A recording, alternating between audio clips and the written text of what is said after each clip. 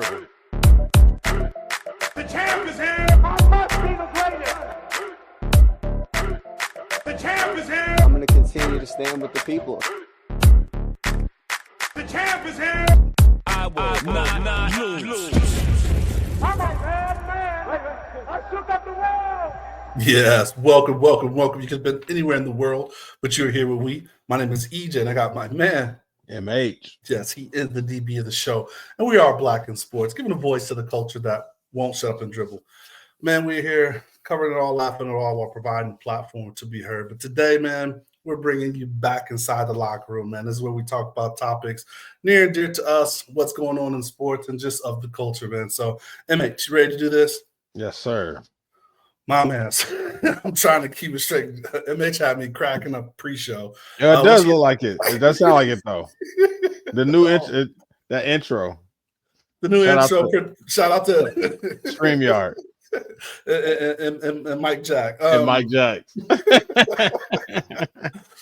But no, man, we're here to talk about the NFL draft, man. So, we always record a little early, but the NFL draft is starting, the day that we post this show. And it's funny, pre-show prep, I was like, man, what do we think about this draft? And, I think we really summed it up, man. So what do you think about the draft, man? Yeah, I think the thoughts of it is it's in Green Bay. And that might sum up some of our pre-show conversation. That is as to why. Yes. And I get that, the NFL is doing different things in different places, but like, I don't think Green Bay is it, man. No, you don't think so? Well, have you been to Green Bay? Let's start with that. I have not. Like, don't say it. I have not. So I've not either. Now, of course, because of our love for the game, like, would you ever want to go for a game? Of course, this is that's one of the original. Yeah, that's one of the original NFL teams, and of course, the Lombardi. Yeah, all of that. So same, but now you're gonna have to catch me at like the early game kickoff. Like I'm gonna have to be there. Oh, you don't want to see it as a tundra, as a frozen tundra. I don't want any parts of the frozen tundra, man. Because one thing is like I grew up in Ohio. I don't want to see no part of no snow. I don't need to be, I've been in Vegas for several years. My blood type different right now. Man. Oh, I feel that. Hey. Now, what if because aren't they like, you could buy a stake in the team or you can have part ownership or something of the team? Isn't that a thing with the Packers? So that was the thing, man. And I think they did it twice. And I'm so mad at myself because like when they did it, see the way my bank and checking account had worked back in the day when they was doing that, I couldn't do it. And that's one of the, I don't want to say regrets, one of the things I wish I would have done. So I am going to keep, because I think they did it, they did another round of it. It's like every time they need a little coin, they offer shares of the team. So I definitely would do that. Would you kind of think about doing that, or it's just kind of that ain't me. We'll build the portfolio some other way. You said that ain't in your E-Trade portfolio, man. You ain't mess with that. No, man, I think it's just one of those things, right? Like, how they always like, well, not always, but sometimes like, two lies and the truth, or what's a fun fact, right? Like, I'm an NFL owner, right? Because like, it's one of those things. It's like true, technically, right? Technically. So I don't know. But at the time when they were doing it, man, my checking and savings, worked a certain way. that wasn't in the horizon for me. But now, definitely would definitely do that. But you're right. The fact that it's in Green Bay, man, I'm going to wonder. We've had it here. Mm-hmm. They've had it in Nashville. And you've had it in these places where they're like breaking attendance records and like all the things about hell. We got messed up because of COVID, but like we were going to have a boat show where they were going to like ride a boat, across the Bellagio River and all of it. Like, so I wonder what, Green Bay is going to come up with. Like, what's their thing, right? Like, because I mean, you only eat so much sausage and cheese curds. Like, yeah. That's a good point. I wonder, and I know that the numbers of prospects that are going to be in Green Bay are significantly lower than it's been in the past.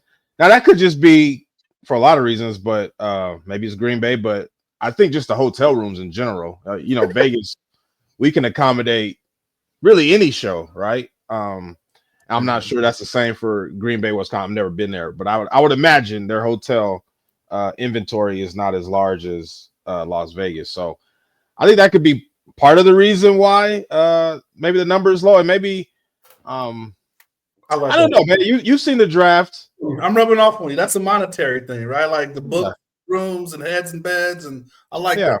But no, like whereas unless people are like staying at people's houses, like, hey, we got extra room for for the top Airbnb prospect stay.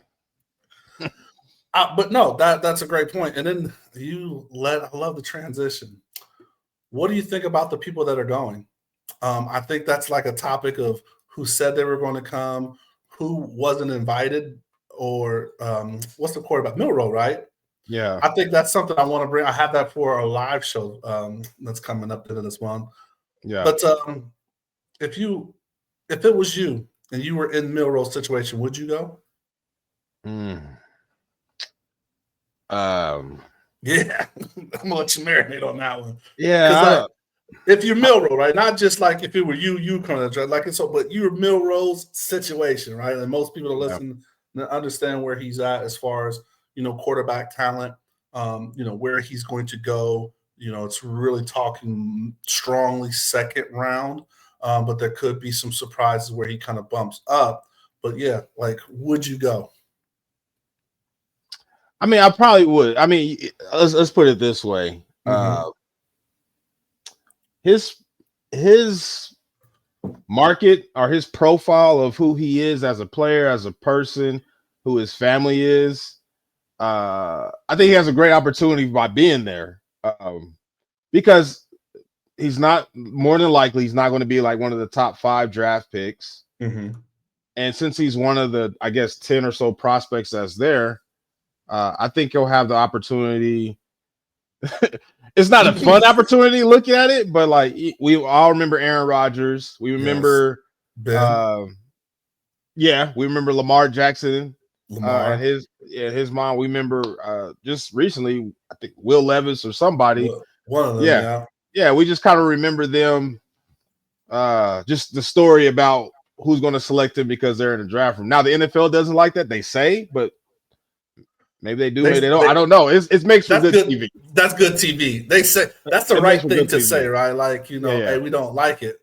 We can even say that's player safety, which they're big on, right? Like mental health has to be strong to just sit in that green room with the camera on you, like, to the 16th pick. But it can be cool for his brand, right? Now let him go out there and finally go out and ball in his first, second, or third year. They'll go back to that moment. I mean, that's where Nike and whoever his shoe apparel line is. That's where you start building the brand. You tell a story, right? 100%. Yeah, like Brock, Mr. Relevant. That's he's doing his thing now because he's Mr. Relevant, the last pick. Now he's a starting court. His payday's supposed to be coming up, so we'll see what they do with them. I don't know if I don't know if he's getting 50 mil, but we'll see where he is in the range. But no, that's a great point. That's part of the story, part of the narrative. So your definitive final answer is you would go. I would go, even in Green Bay. I would go. And not hating on Green Bay. Like I said, I can't wait to come. I'm going to be excited for that. It's just when you talk about, that's not maybe the direct city that you think about. And it's for, the change, right? Like it's always been in New York. And now this rotation of letting other NFL fans experience is, definitely exciting. I don't know if I would go, man. Like that's a tough one. But I like all the points you make. It is once in a lifetime. You only get drafted once or not drafted or whatever. So it only happens once. So, I would definitely probably do that experience. But then you think about all the people that do it at home, right? You could still, the cameras are still going to set up, wherever he would have it, if he wanted to have it in, Alabama, or if he wanted to have it, at his home, or wherever they decide to host a party at. I don't know. Let's take it not him.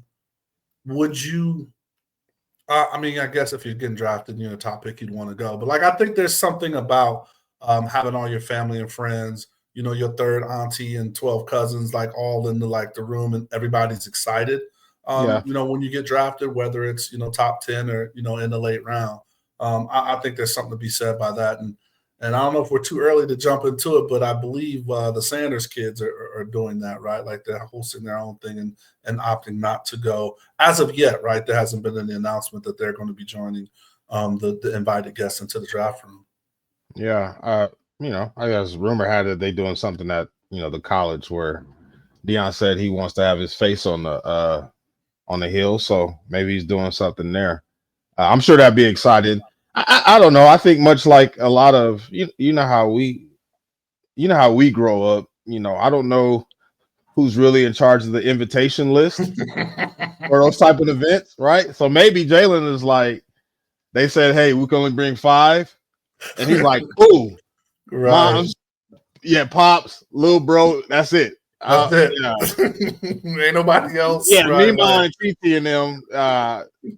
Tweet all the rest of my folks. I'm good. Jughead, Will Duck, Pee Wee. Yeah, because everybody gonna want a slot, and and how. Hey, you remember when I was catching passes from you back in high school? And hey, right. I'm sure he's not. I'm sure he's not in charge of his invitation list. So maybe that's just a way for him to just kind of eliminate all that and keep it to the ones that he wants to bring there. So, absolutely. And I think this is going to be more on our recap. We'll probably talk about this maybe even on the live show, man. But the fashion has become like a big part. We even seen, shout out to the W, like they got the memo. The W, their past draft, these ladies were coming out, killing them. And I'm talking about designer. Kiki came out with her designer that was from, the motherland, and she just really like represented. What do you think? Who you think, like, because we're not going to know what they're going to wear, right? Like that's going to be, all kind of different things. But who do you think is going to come out and shock them and stun them? I don't know. I don't know because it is limited of who's going to be there, right? And if you at the house, maybe you want to wear a suit, maybe you don't. But it's funny. You saying the robe is out? Nobody's gonna bring the robe back. but that you know what? That's a really good point as to why maybe the numbers, and this you'll understand this better than most, obviously, when it comes to brand and marketing and NIL space and what these athletes are even before they get to the NFL. And you know how that works when you're on the NFL production, and sometimes brands and they don't always mix, right? They don't always align correctly. So if you're at the house and it's, you can market it as your draft party and you can have Pepsi or a Coke, whoever you want on the table, right? And an Old Spice robe. Shout out to boy Henry there. Shout out. Maybe that's part of the reason why you rather do it at home, as opposed to on the NFL's platform when you got to be a certain type of way. So maybe that's I didn't think about it until you just mentioned the apparel part. And I mean, if we're thinking about what the Sanders family is and how they operate, like there's what brand is not going to want to get in front? I mean, when you talk about like when we laugh about this, when we talked about it maybe 2 years ago, whenever we talked, these boys have a KFC commercial with a whole family in that mug. So who's not going to want to be a part of that? And if you think about it, we are now in a new realm of the NIL. So these kids are thinking about this, these kids and their reps and things like that, to where, there's only a limited amount you can do going to the draft where you are part of the draft production, right? Correct. So no, that's going to change because it was a little different, like reasonings why, and it's an honor. But like now, when you talk about get it back, like let's ship it up right off. Yeah, we could do something at the crib. Absolutely. Yeah, KFC, come set something up. Yeah. As far as draft, I've been like, I think we've alluded in so many words, or there's just really not that buzz or speculation or like push and talk where you have like all these quarterbacks coming out, right? Or just this, this game-changing running back, even though we are seeing the impetus of running backs coming back, right? Like people are getting excited and things like that. But we just don't have those names. I mean, just from my perspective, right? My limited perspective. So I wonder like what they're going to do the draft. And then like, we've been hearing the hype, right? We all have seen and really kind of, I think over what? I'm going to easily say the last 10 years, maybe longer. We all know who the number one draft pick is, right? Because you know who the team is and you know what their number one need is, and then who that prospect or whatever's in that class. So Cam, shout out the U, is looking like he's going to be number one going to Tennessee. Now, go ahead. No, go ahead. So other than that, there's some speculation going around. And like this is where you start playing the draft games. And I don't think we've ever really talked about, we've done a couple of draft preview shows or draft recap shows, talk about the gamesmanship of the war room, right? Like it starts before, because like some of these people are, putting out stories about people or saying who they want or don't want.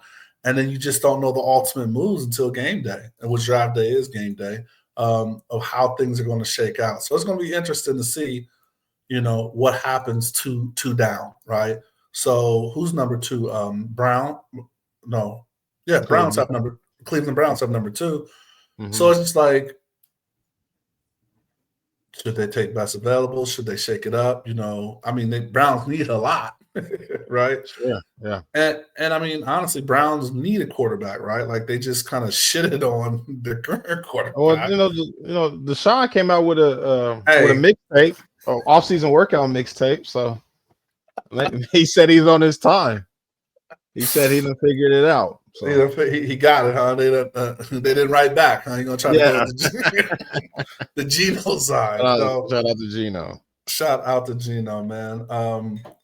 As you say this, I think what we can kind of learn, and obviously we know the quarterback is probably the most important position. Obviously, they paid the highest in the league, and I think they, in a certain type of way, they kind of drive the narrative of the draft. And if it's not the ones that, the camp type of quarterback, sometimes I guess the narrative could be shifted to a lot of different things, or there isn't a lot of narrative. Breaking down Cam Ward, and shout out to Shady McCoy on his show. He pointed out for a different reason, but Cam Ward was a 0-star guy out of high school. So this guy wasn't a Trevor Lawrence, Deshaun Watson, he wasn't a guy like that where you knew his story from his freshman year, in high school. This is a guy that was highly touted, right? Like, played at 3 different schools, and now he's just, the number one guy. And what I don't like is they say it's he would be number 4 in last year's draft. It's like don't slide him like that. You're right. And so like that I think that's part of the narrative of there's not a lot of buzz around it. And then the second best is Shedeur Sanders, right? And how we don't really like it's fine. I'm not gonna say it this way. Certain royalty for certain people is frowned upon versus others. We don't in my opinion. Yes. And because he comes from royalty, 100%. Right? Yes. But now it's a different narrative pushed on his royalty versus some other quarterbacks that also came from royalty that, and maybe it's a talent thing. Maybe it's a talent thing, but I'm just looking at, the narrative that's built around them. So let's jump into that though, right? Like, because like we started to see that was starting to happen because you look at, well, there's not many quarterback legacies, right? Like, I mean, there's the Manning family, right? Like, both had great careers, but there was a little rough start to one of them, right? Like to where he was saying he's not going here and demanded a trade. Like there was things that were done that were a little different, that maybe are a little more prevalent, but not so maybe in the face of how it's being done. And then when that kind of process was happening with today's quarterback, or let's call it like a Shedeur, it was definitely the conversation, the narrative like really changed around that, because for me, all through like even last year and then wrapping up this year, Shedeur Sanders was like a number 1 draft pick. Like he was can't miss. He's pocket. He's the way he's played under duress, the mentorship that he's received from people like Tom. Like if Tom Brady's your mentor and your quarterback, like if Tom Brady's your mentor in business, like okay, but they're not calling him the GOAT of business. They're calling him the GOAT of quarterbacking. And if that's your mentor, you telling me you don't learn something? I don't know. And I just to keep it real on Black in Sports, I don't know how many black quarterbacks we've seen at this status of the draft come from, royalty, for lack of better terms, right? I maybe it's odd to the masses, because we've talked about the story that's always kind of, typically painted about the adversity that certain athletes have overcame to get, live out their dream and be drafted, right? Oh, I hate that. Yeah, we gotta. I was not prepared. I forgot about that. Like, that's so annoying that we're about to hear that, right? Like, but you can't tell that story with Shedeur Sanders, not right? At all. Right. He grew up in front of us on TV, so like, I you know what I mean? I don't know if it's just his game or is it just so like his last name as right? Deion will say. So then is it the adversity of not being a 0 star, and he came up and he's humble and he's worked his way, he's played a lot of football, so that's why he's done. You know what I mean? Like, or do you think he's can't really say that? But like back to if we're doing the narrative thing, right? Like that's the narrative, right? Like he struggled and he, so. But you don't want struggle from your quarterbacks, right? Like that's not a narrative. Like you don't really want. You don't want your quarterbacks to come from that struggle. I'm not saying you don't, but that's not the narrative that's often painted with the quarterback because he's the CEO of the organization. Well, no, tell me what quarterback has been painted that way. Ben was painted that way as a competitor, or like he's from the slums. At the narrative of struggle, not from the slums. Yeah, I don't think we have one quarterback in Everdom. That has been through the struggle, but they attempt to paint some narratives. You know what I mean? Like you talk about the Ben was what, small school? Ben was. I should have been a quarterback, but I had to play receiver because my high school coach's dad started. You know what I mean? So that slummed my trajectory because I only had 1 year, my senior year, to show off. So I went to small school, stayed at small school. Had to, so that's his rags to riches or story. And I think that's what they're doing with Kim. Like I was 0 star, incarnate word, then had to transfer again to, was it Washington? Yeah, Washington State. Washington State, thank you. And then, then I came to Miami and balled out. Wish he could have got us a chip. But anyway, that's that adversity. But you're right. You don't want much more than that, right? Like, yeah, you want to play out of position for a little bit, or like I don't know if you want you to have the defensive line narrative. So I think like I think that's as deep as it gets. And you're right. You want that from other positions. So it's going to be interesting. So what are your thoughts? Where do you think Shedeur is going to? Because he's like the name. As much as they don't want to talk about him, he is definitely the name of the draft, especially when you're talking about quarterbacks, which leader of the team, franchise kind of position, things like that. Where do you think he's going to go? And where would you like to see him go? Let's just kind of, we won't even have to, I don't even want to pigeonhole you that answer. Let's just talk about it. For selfish reasons, I wouldn't mind him in this in our city. In our city. We have lots to offer. Just for the grassroots version of it would be great. It would be great. Between him, my gosh. Yeah, that would be really cool for just the vibes. Mr. International is smiling here. You say that right now. Yeah. I think, man. Yeah. I think I was gonna say New York. Really? Because but that's now, they got Russ, and then that's too much preaching in one quarterback room between wait a minute. Russell Wilson, Jameis Winston, and Deion got to be around his son somewhere. So there's a lot of preaching that going on in that room. They wouldn't be able to get anything accomplished. First of all, they should go on tour. Like they should have they should have the New York Giants quarterback room revival. A 24-hour special. Call in. We gonna talk to you. We gonna guide you. We gonna mentor you. Gonna pass the plate.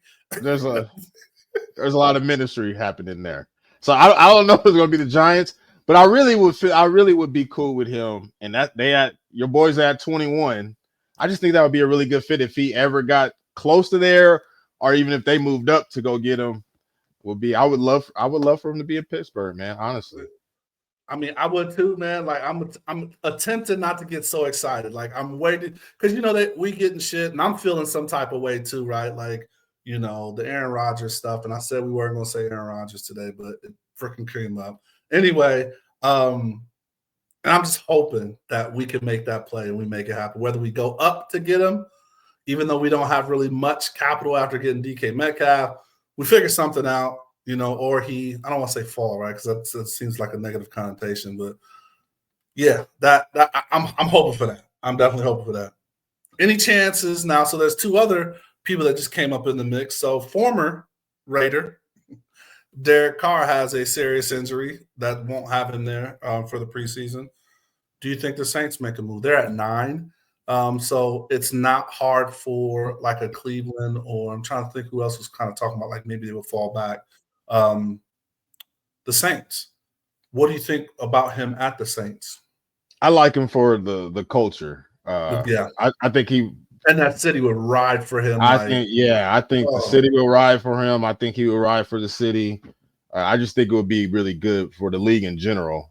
Him being there, that'd be a good fit for him. And I think the team is good. They play indoors. I think you'll see him, compete against Atlanta and Charlotte with Carolina and Tampa. For him to be in. Really good division that would be really good for him. I think that's cool. I think that outside of the Steelers, which I think would be cool, just mainly because of Mike Tomlin.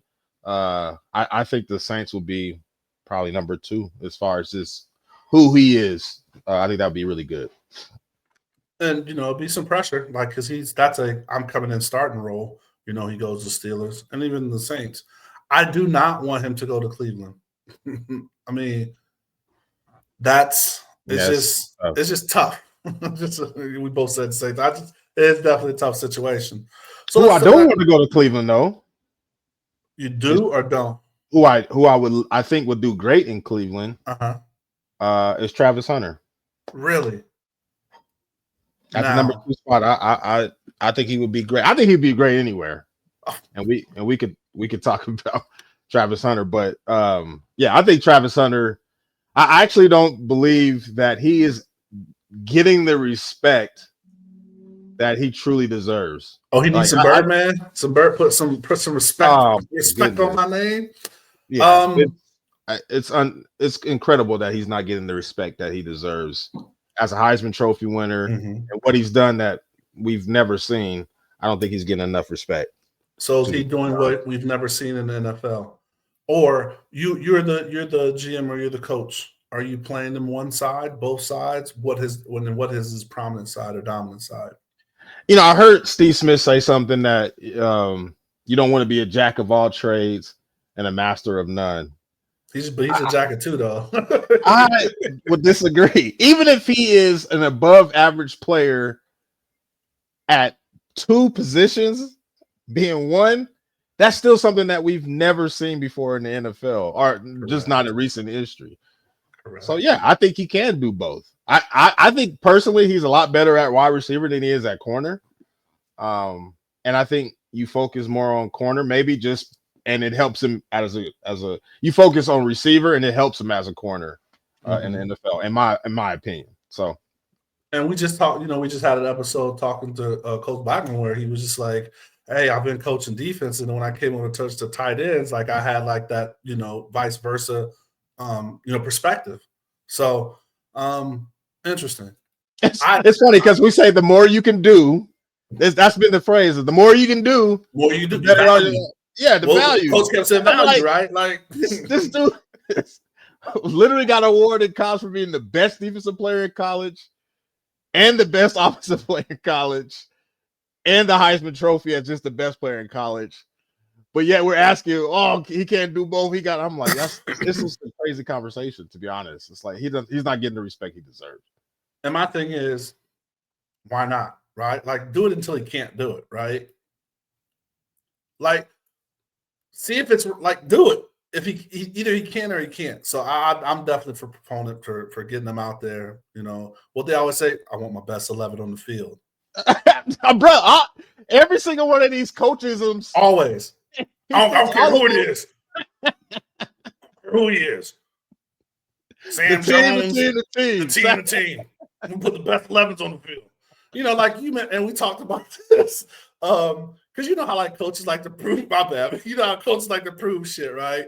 And you have that practice where they bring like Rudy Poo Scout Team Hero of the Week and put him on the start team. He goes hard. And then if I had everybody to go hard like him, I'll take 11 Sam Smiths right now. You know what I mean? It's like, bruh, like you get your ass out here. But you got a Sam Smith that's really good. And now y'all want to say he can't do it? It just doesn't make sense. Yeah, that's a great point. That's a great analogy. So I just want to see how that goes. And then I think, have they announced, and I'm stalled. Anyway, have they announced who, what's the HBO show again? Hard Knocks. Have they announced Hard Knocks this year? Who is it going to be? I don't think they have. I don't remember. I don't think they have either. Maybe they were talking about who it would be, but it's wherever Travis goes. That's your Hard Knock team. There you go. Easy. There you go. HBO, you're welcome. No, because wherever he goes, there's no reason why you don't use him. And it is tough. And I want to kind of respond to one of the things that you said as far as like you think he's better on offense. I think because everybody's, you know, like you get a big man, you know, when a big man goes out for a pass, that's the best you've ever seen a big man run a route, you know, catch the ball. Because it's like that's a fun thing, like defense, like you're reactive, you got to bust somebody's head. And then he's so good, I think he gets bored, right? Like he's literally running people's routes. It's so funny, like a lot of Darrelle Revis stuff is popping back up. I don't know if you've noticed that on your feeds or, you know, around your socials or conversation, but like there hasn't been anyone like him to do it like him, you know, to that level to where it was a whole – man had a whole new coastal region that was created, you know, Darrelle Revis Island. And I don't know. When he has that kind of skill set to be a lockdown, he could get bored with that, where he knows that, like, yo, let me catch this rock and electrify, because then it's creative. And I don't know. That is one thing I thought about. That's a good point. And, you know, you have to have a lot of energy if you're going to play both ways anyway. So to your point, maybe he just genuinely gets bored.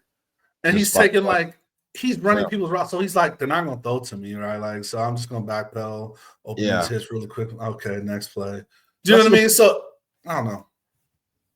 I mean, the best thing, it's funny that you say that, because the best thing, and maybe this is, and we're way off subject here, but when I watched him in college, the 2 to 3 years we watched him, the best thing that I thought about him was really shout out to Dion, because he didn't seem like he played like, you know how in college we play very technique and your coaches the scheme this and all that kind of stuff. He just seemed like a guy that was just playing football, honestly. Like he was playing free of mind, free of thought, and maybe playing on both sides of the ball keeps him just playing football. I hope the NFL doesn't take just the natural, I feel like, joy that he has from just like playing game, because he's just a kid playing football that just loves playing football. And he put it out there in the comments saying, like, if I can't play offense, I don't want to play the game, you know. And some people took that like I would retire, I would quit. Like, but he was just saying like that's how passionate he is to go out there and want to play the game. So it's really going to be interesting to see that, man. It's really going to be interesting. So Cleveland, huh? So can he have a Hall of Fame career in Cleveland? I say Cleveland for two reasons. Cleveland and New England would be my two spots for him. One, I just think Cleveland thinks out of bounds enough to just truly let him try it to do both sides of the ball. They're not And then on the defensive side of the ball, it just allows him to just, be whatever, because they got Denzel Ward, who is top 5 corner on anybody's list. They got that mutant Myles Garrett, right? They got some other people in the secondary that are just really good. So he could just slide in and play, right? Yeah, plug and play really quick. Yeah, the same in New England. I think Christian Gonzalez, me personally, I think he's the best corner in the NFL. Nice. If you just playing on the other side of him, and I think they added Carlton Davis, he can just kind of slide in on defense, do his thing, like you said, right? Offense, go catch some touchdowns on both sides. That's why I think Cleveland, New England, for Travis. I like that. So it's gonna be exciting. And then so what's my guy? Oh, why am I'm drawing blank. Anyway, what's the guy from Penn State? Defensive end. Now you made me draw a drink. Right. Number 11. It's gonna be interesting, where he goes, right? Because like they were putting him up as like best available, like as you kind of go down the draft board and you go. But as of recently, they started and this is NFL draft and running for president are two of the most in your business fucking things. Like they be bringing up old shit, right? So they started talking about, right? Yeah, Abdul Carter. Thank you. They started talking about like all his injuries, and he's been kind of like injury prone, and like how can he stand up, in the game? But he's like your, if we're talking just about the top 5 talents, I think that's everything else in this draft is going to be interesting as we see it kind of roll through. But for me, I think those are your top like 5 names is kind of regularly brought up. Once you bring in Genty, Ashton. Yeah. Once you bring him up, those are like the names I would think that are carrying this draft cycle. So since I brought it up, man, let's kind of wrap up with Gentry. Like, what do you think about him? If the first thing we were hoping for doesn't happen, if we don't get Mr. Shedeur Sanders, what do you think about him going to the Raiders? I think he's going to be cool wherever he goes. I have a small issue with him, but other than that, I think he's going to be good wherever he goes. Seeing him in person last year when Boise played UNLV, he was taking some shots, for lack of better terms. UNLV was doing their thing, but and if it wasn't for penalties, that game would have went a different way. There was a couple of penalties that was kind of questionable in that game. But that's he kind of just roll with the punches and walk back to the huddle and finish really strong, and just his balance and I think he's really, really good. The only thing that I would say worries me about Genty is that when I look at running backs in college, and he did plenty of this, the less you get hit to me is like the mark of a really good back. Like if there's a bunch of me's running out there that's trying to tackle you with 4 or 5 real NFL guys, then you need to be stiff arming me's and just running past me. That's how I feel about running backs at elite level. I shouldn't be able to just be tagging you, right? And he got tagged a lot at Boise State, so I can only imagine there ain't gonna be there's not gonna be no disrespect to UNLV, but a lot of those guys are, getting jobs, right? 9-to-5s versus the NFL where they all elite. So I do kind of worry about that, but I think he's going to be special. I really do. The NCAA commercial where a lot of these kids are going pro and something other than sports. That's college, right? That's college. And if you get tackled a lot by those guys, I just feel like some of those guys you just be running past.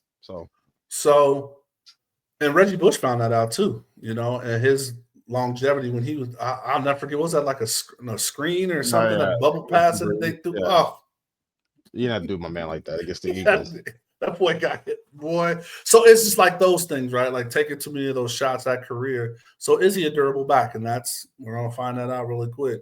He wrote his little op-ed to, the little letter to the league or open letter or whatever you call those things. How do you feel about that letter? I mean, good for the brand. Okay. Hey, good for the story, huh? That letter gonna follow him. Yeah, that's good for the brand. My thing was like, did he need it? Like, he is the number 1 running back in his draft class. I don't know if he needed it. I just think it's good for his Because it's good for his. I just think it's good for his brand. Okay. Again, man, there's certain positions that I don't really want you to be a teammate. Like, I don't want you to be a good running back. I need you to be like a little bit off. Yeah, it's on me. I got it. Even if you like Barry Sanders, where you just quiet. He was oddly quiet, where he like, nah. You know what I mean? Like, you need just give me this ball. Yeah. You need certain positions. You need to have a little bit. Not everybody got to be, quarterbackian type of thing, as Colin Cowherd would say. I like it. So for that position, I like it. I like it. You got to be that way. Travis Hunter, he's like, bro, I'll quit if you don't let me. Yeah, you need certain guys to be a certain type of way. You really. And what's so funny is like he is the hybrid, right, between receiver that's like cocky, like give me the ball, to DB, like, well, I can do it. Like, just this is what I want to do. You know what I mean? Put me on the island. I got this. I'm not good. So yeah. you gotta kind of be that way. I love it. All right. I mean, I think that's all I have, man, for our draft recap, because like it's not really one of these X and O's where we're looking to like chop down and a whole bunch of different storylines. I think that's what the draft is, man. So just hopefully your team does good. Hopefully you're happy with the picks, at the end, and you get to see those grades. And then looking at those grades totally doesn't mean anything, right? So you get into camp and, all the other things that kind of make a component of a team. So anything you're looking forward to for the draft? I wouldn't say looking forward to. I would say I'll answer that question with shout out to the NFL on the way they do the draft. They've somehow flipped a day that, back when I was a kid was a little boring of an all-day thing to now it's a 3-day event. And an event that is really, that rotates different cities that people want to go to the city to go to the draft. But it's also at the same time an event that's probably better on TV after seeing it in person. But somehow the NFL is able to do both at the same time. So, kind of shout out to them. It's very impressive. Yeah, for me, and I'm gonna get out of here. My thing would be I'm just waiting for the funny moments. I'm waiting for the girlfriend that's too close, ain't supposed to be up in there. I'm waiting for the people that wasn't really invited to the party, but somehow got in the party and got to the front of the screen. I'm just looking for some funny moments, man. So those always bring me joy as those happen, man. For sure. Well, that's all I got, man. You ready to wrap this up? I am, man. It should be interesting, and I mean, it comes out. I'm excited to get the feedback from our listeners on how they did in the draft, their teams did in the draft, because this will be out the day of the draft. So, in a couple hours when you get your picks, when you hear us after this, man, hopefully it's all good for you. That's it, man. Well, as always, we thank you for listening. Hope you enjoyed the show. If you enjoyed the show, share the show. If you don't enjoy the show, share the show, because maybe someone else might. We're everywhere that you want to be as far as social, podcast platforms, all that good stuff. So please make sure you hit that like button, subscribe, tell a friend. And, as we always like to say, man, please stay safe, practice gratitude, and know we're rooting for you. Screaming, all us blacks got is sports and entertainment until we even.